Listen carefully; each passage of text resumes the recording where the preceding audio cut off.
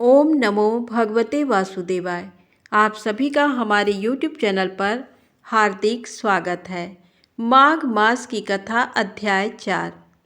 आज की कथा है युद्ध में लव के द्वारा सेना का संहार, कालजित का वध तथा पुष्कल और हनुमान जी का मूर्छित होना। शेष जी कहते हैं, मुनिवर, अपने वीरों की भुजाएं कटी देख शत्रुघ्न जी को बड़ा क्रोध हुआ। वे रोष के मारे दांतों से ओठ चबाते हुए बोले, योद्धाओं, किस वीर ने तुम्हारी भुजाएं काटी हैं? आज मैं उसकी बाहें काट डालूंगा। देवताओं द्वारा सुरक्षित होने पर भी वह छुटकारा नहीं पा सकता। शत्रुघ्न जी के इस प्रकार कहने पर वे योद्धा विस्मित और अत्यंत दुखी होकर बोले, राजन, एक बालक ने, जिसका स्वरूप श्री रामचंद्र जी से बिल्कुल मिलता जुलता है, हमारी ये दुर्दशा की है। बालक ने घोड़े को पकड़ रखा है। यह सुनकर शत्रुघ्न जी की आंखें क्रोध से लाल हो गईं और उन्होंने युद्ध के लिए उत्सुक होकर कालजित नामक सेनाध्यक्ष को आदेश दिया, सेनापते, मेरी आज्ञा से संपूर्ण सेना का व्यूह बना लो। इस समय अत्यंत बलवान और पराक्रमी शत्रु पर चढ़ाई करनी है। ये घोड़ा पकड़ने वाला वीर कोई साधारण बालक नहीं है। निश्चय ही उसके रूप में साक्षात इंद्र होंगे। आज्ञा पाकर सेनापति ने चतुरंगिणी सेना को दुर्भेद्य व्यूह के रूप में सुसज्जित किया। सेना को सजी देख शत्रुघ्न जी ने उसे उस स्थान पर कूच करने की आज्ञा दी जहां अश्व का अपहरण करने वाला बालक खड़ा था। तब वह चतुरंगिणी सेना आगे बढ़ी। सेनापति ने श्री राम के समान रूप वाले उस बालक को देखा और कहा, कुमार, ये पराक्रम से शोभा पाने वाले श्री रामचंद्र जी का श्रेष्ठ अश्व है। इसे छोड़ दो। तुम्हारी आकृति श्री रामचंद्र जी से बहुत मिलती जुलती है, इसलिए तुम्हें देखकर मेरे हृदय में दया आती है। यदि मेरी बात नहीं मानोगे तो तुम्हारे जीवन की रक्षा नहीं हो सकती। शत्रुघ्न जी के योद्धा की ये बात सुनकर कुमार लव किंचित मुस्कुराए और कुछ रोष में आकर ये अद्भुत वचन बोले, जाओ, तुम्हें छोड़ देता हूँ। श्री रामचंद्र जी से इस घोड़े के पकड़े जाने का समाचार कहो। वीर, तुम्हारे इस नीति युक्त वचन को सुनकर मैं तुमसे भय नहीं खाता। तुम्हारे जैसे करोड़ों योद्धा आ जाएं तो भी मेरी दृष्टि में यहाँ उनकी कोई गिनती नहीं है। मैं अपनी माता के चरणों की कृपा से उन सबको रूई की ढेरी के तुल्य मानता हूँ। इसमें तनिक भी संदेह नहीं है। तुम्हारी माता ने जो तुम्हारा नाम कालजित रखा है, उसे सफल बनाओ। मैं तुम्हारा काल हूँ। मुझे जीत लेने पर ही तुम अपना नाम सार्थक कर सकोगे। कालजित ने कहा, बालक, तुम्हारा जन्म कहाँ हुआ है? तुम किस नाम से प्रसिद्ध हो? मुझे तुम्हारे कुल, साल, नाम और अवस्था का कुछ भी पता नहीं है। इसके सिवा मैं रथ पर बैठा और तुम पैदल हो। ऐसी दशा में मैं तुम्हें अधर्म पूर्वक कैसे परास्त करूं? लव बोले, कुल, सील, नाम और अवस्था से क्या लेना है?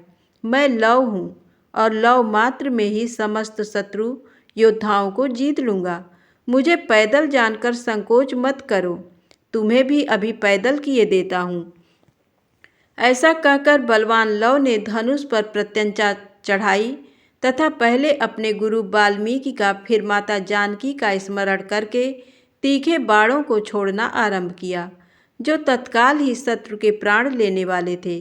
तब कालजित ने भी कुपित होकर अपना धनुष चढ़ाया तथा अपने युद्ध कौशल का परिचय देते हुए बड़े वेग से बाणों का प्रहार किया, किंतु कुश के छोटे भाई ने क्षण भर में उन सभी बाणों को काटकर एक एक के 100 टुकड़े कर दिए और 8 बाण मारकर सेनापति को भी रथहीन कर दिया। रथ के नष्ट हो जाने पर वे अपने सैनिकों द्वारा लाए हुए हाथी पर सवार हुए। वह हाथी बड़ा ही वेगशाली और मद से उन्मत्त था। उसके मस्तक से मद की 7 धाराएं फूटकर बह रही थी। कालजित को हाथी पर बैठे देख संपूर्ण शत्रुओं पर विजय पाने वाले वीर लव ने हंसकर उन्हें 10 बाणों से बींध डाला। लव का पराक्रम देख कालजित के मन में बड़ा विस्मय हुआ और उन्होंने एक तीक्ष्ण एवं भयंकर परिघ का प्रहार किया। जो शत्रु के प्राणों का अपहरण करने वाला था, किंतु लव ने तुरंत ही उसे काट गिराया।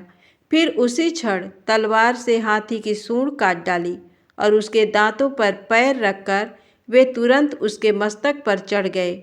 वहां सेनापति के मुकुट और कवच के 1000 टुकड़े करके उनके मस्तक का बाल खींचकर उन्हें धरती पर गिरा दिया। फिर तो सेनापति को बड़ा क्रोध हुआ और उन्होंने लव का वध करने के लिए तलवार हाथ में ले ली। उन्हें तलवार लेकर आते देख लव ने उनकी दाहिनी भुजा को बीच से काट डाला। कटा हुआ हाथ तलवार सहित पृथ्वी पर जा पड़ा। खड्गधारी हाथ को कटा देख सेनापति ने क्रोध में भरकर बाएं हाथ से लव पर गदा मारने की तैयारी की।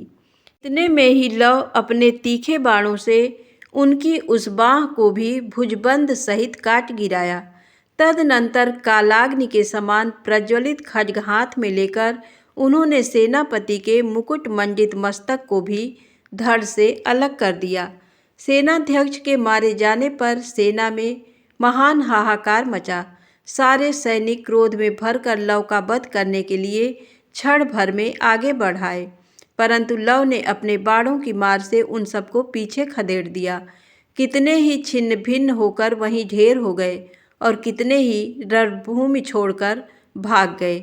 इस प्रकार संपूर्ण योद्धाओं को पीछे हटाकर लव बड़ी प्रसन्नता के साथ सेना में जा घुसे। किन्हीं की बाहें, किन्हीं के पैर, किन्हीं के कान, किन्हीं की नाक तथा किन्हीं के कवच और कुंडल कट गए। इस प्रकार सेनापति के मारे जाने पर सैनिकों का भयंकर संहार हुआ। युद्ध में आए हुए प्रायः सभी वीर मारे गए, कोई भी जीवित नहीं बचा। इस प्रकार लव ने शत्रु समुदाय को परास्त करके युद्ध में विजय पाई तथा दूसरे योद्धाओं के आने की आशंका से वे खड़े होकर प्रतीक्षा करने लगे। कोई कोई योद्धा भाग्यवश उस युद्ध से बच गए। उन्होंने ही शत्रुघ्न के पास जाकर रणभूमि का सारा समाचार सुनाया। बालक के हाथ से कालजीत की मृत्यु तथा उसके विचित्र रण कौशल का वृत्तांत सुनकर शत्रुघ्न को बड़ा विस्मय हुआ। वे बोले, वीरों, तुम लोग छल तो नहीं कर रहे हो? तुम्हारा चित्त विकल तो नहीं है? कालजीत का मरण कैसे हुआ? वे तो यमराज के लिए भी दुर्धर्ष थे। उन्हें एक बालक कैसे परास्त कर सकता है? शत्रुघ्न की बात सुनकर खून से लथपथ हुए उन योद्धाओं ने कहा, राजन, हम छल या खेल नहीं कर रहे हैं। आप विश्वास कीजिए, कालजीत की मृत्यु सत्य है और वह लव के हाथ से ही हुई है। उसका युद्ध कौशल अनुपम है। उस बालक ने सारी सेना को मार डाला। इसके बाद अब जो कुछ करना हो खूब सोच विचार कर करें। जिन्हें युद्ध के लिए भेजना हो वे सभी श्रेष्ठ पुरुष होने चाहिए। उन वीरों का कथन सुनकर शत्रुघ्न ने श्रेष्ठ बुद्धि वाले मंत्री सुमति से युद्ध के विषय में पूछा, मंत्रीवर, क्या आप जानते हो कि किस बालक ने मेरे अश्व का अपहरण किया है? उसने मेरी सारी सेना का, जो समुद्र के समान विशाल थी, विनाश कर डाला है। सुमति ने कहा, स्वामीन, ये मुनिश्रेष्ठ वाल्मीकि का महान आश्रम है। क्षत्रियों का यहाँ निवास नहीं है। संभव है इंद्र हो और अमरस में आकर उन्होंने घोड़े का अपहरण किया हो, अथवा भगवान शंकर ही बालक वेश में आए हों। अन्यथा दूसरा कौन ऐसा है जो तुम्हारे अश्व का अपहरण कर सके? मेरा तो ऐसा विचार है कि अब तुम्ही वीर योद्धाओं तथा संपूर्ण राजाओं से घिरे हुए वहां जाओ और विशाल सेना भी अपने साथ ले लो। तुम शत्रु का उच्छेद करने वाले हो, अतः वहां जाकर उस वीर को जीते जी बांध लो। मैं उसे ले जाकर कौतुक देखने की इच्छा रखने वाले श्री रघुनाथ जी को दिखाऊंगा। मंत्री का ये वचन सुनकर शत्रुघ्न ने संपूर्ण कूच वीरों को आज्ञा दी, तुम लोग भारी सेना के साथ चलो, मैं भी पीछे से आता हूँ। आज्ञा पाकर सैनिकों ने वीरों से भरी हुई उस विशाल सेना को आते देख लव सिंह के समान उठकर खड़े हो गए। उन्होंने समस्त योद्धाओं को मृगों के समान तुच्छ समझा। वे सैनिक उन्हें चारों ओर से घेर कर खड़े हो गए। उस समय उन्होंने घेरा डालने वाले समस्त सैनिक को प्रज्वलित अग्नि की भांति भस्म करना आरंभ किया। किन्हीं को तलवार के घाट उतारा, किन्हीं को बाणों से मार परलोक पहुंचाया तथा किन्हीं को कुंत, पट्टिस और परिध आदि शस्त्रों का निशाना बनाया। इस प्रकार महात्मा लव ने सभी घेरों को तोड़ डाला। सातों घेरों से मुक्त होने पर कुश के छोटे भाई लव शरद ऋतु के मेघों के अवतरण से उन्मत्त हुए चंद्रमा की भांति शोभा पाने लगे। उनके बाणों से पीड़ित होकर अनेकों वीर धराशायी हो गए। सारी सेना भाग चली। ये देख वीरवर पुष्कल युद्ध के लिए आगे बढ़े। उनके नेत्र क्रोध से भरे थे और वे खड़ा रह कहकर लव को ललकार रहे थे। निकट आने पर पुष्कल ने लव से कहा, वीर, मैं तुम्हें उत्तम घोड़ों से सुशोभित एक रथ प्रदान करता हूँ, उस पर बैठ जाओ। इस समय तुम पैदल हो, ऐसी दशा में मैं तुम्हारे साथ युद्ध कैसे कर सकता हूँ? इसलिए पहले रथ पर बैठो, फिर तुम्हारे साथ लोहा लूँगा।